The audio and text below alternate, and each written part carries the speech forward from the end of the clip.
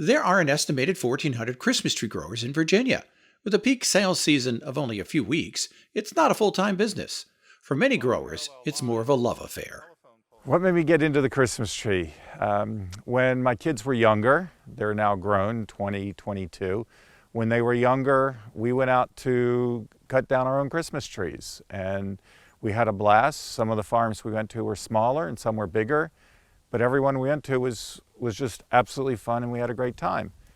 Those farms are dying off. People are retiring, people are just getting out of the business, and there's just not as many around. So I said, we've got this property, let's see what we can do with it.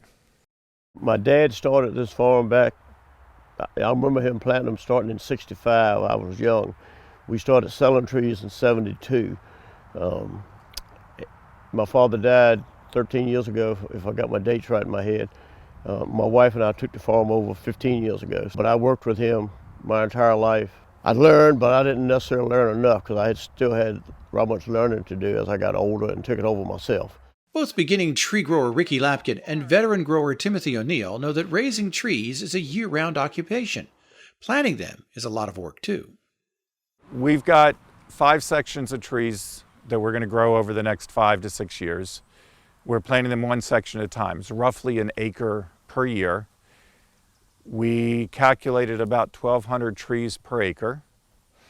It took us a day of actual work with help from friends to subsoil, putting grooves in the ground, planting the trees, fertilizing. There were 5 of us out here that day. We got it all done. We started at 8 o'clock that morning in April, and we were finished by 3:30, 4 o'clock that afternoon. When you do it with a tractor, it's a much quicker process. Doing it one hole at a time with an auger or with a spade, we'd still be out here planting trees. America's fascination with fresh Christmas trees appears to be rebounding. About 25 to 30 million fresh-cut trees are sold nationwide each year. Despite the convenience of buying an artificial tree, Virginia growers are estimated to have gross sales of $20 to $30 million each year. Lapkin says that's one reason he's investing in a Christmas tree farm as a new side business. There's just not a lot of them out there anymore. People are retiring. People are just saying, there's nobody to take over the business anymore, and they're getting older and don't want to do it. But there's an organization called Virginia Christmas Tree Growers Association, and they're talking about, in conjunction with other state growers associations, how the small farms are coming back, the local ones where families can come and cut their own tree, enjoy more of the Christmas experience. We get so much joy from it. The energy when the people start coming on the farm is just so exciting. The adrenaline rush and just all the activity. We're kind of a no-frills farm. We don't do a whole lot of extras, but we really try to focus. Our motto is no frills, just fresh trees and friendly faces, and that's what we try to do. Is all of our volunteers just interact. Everybody wants to know who's an O'Neill, and and our family is very active in the farm, and the energy and the excitement is just wonderful.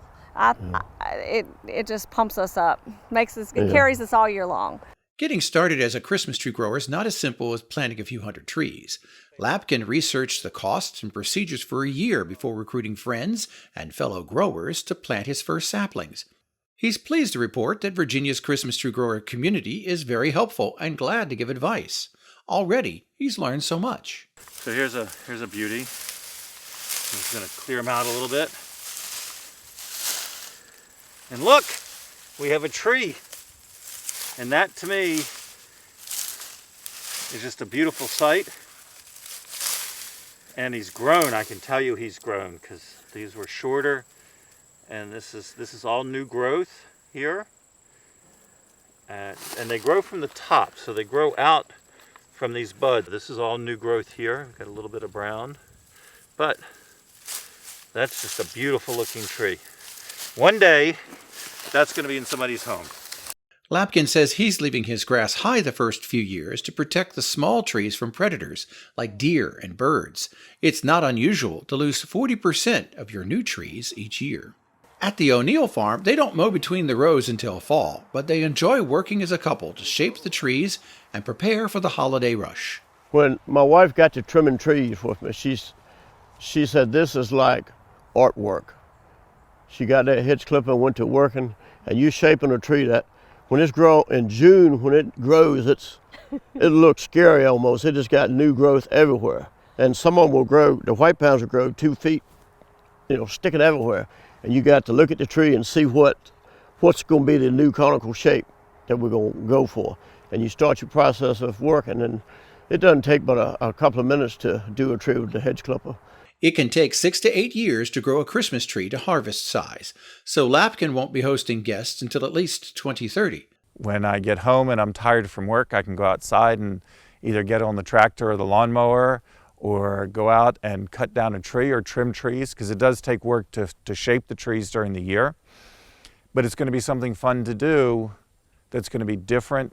It's great joy to work with my wife. We've had, working on 36 years of marriage, have had a tremendous relationship, still do. To get out here and work with her, in some ways, even though you're working and sweating hard, it's still like being on vacation, kind of. The O'Neills hope to sell about 500 trees this year. If you're interested in acquiring your own choose and cut tree, visit the Virginia Christmas Tree Growers Association website or go to virginiagrown.com for the latest list of growers near you. Reporting from Richmond, Virginia, I'm Norm Hyde.